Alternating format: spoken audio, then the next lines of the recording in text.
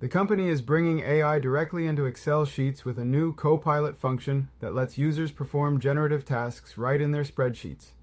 Welcome to AI News in a Minute, brought to you by Tavis, the future of interactive video. I'm Jerome W. DeWald. This is Tuesday, August 19th, 2025. Excel-copilot is already turning spreadsheets into active assistants. Type a formula and Excel drafts summaries, categorizes feedback, and can even fetch web data, available to beta users via the Microsoft 365 Copilot plan. Grammarly follows with AI agents that predict whether a paper gets an A or a C, and give professors tools to detect machine writing.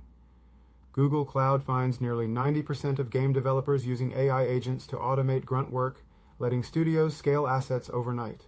At Caltech, AI-designed experiments produced bizarre layouts that could boost LIGO sensitivity by 10 to 15%. On socials, bot network experiments devolved into wars, a loud signal that platforms need governance and transparency. Quick wins arrive in productivity tools, but the bigger story is systemic. AI is remaking jobs, discovery, and our feeds. That was your AI News in a Minute with Jerome W. DeWald.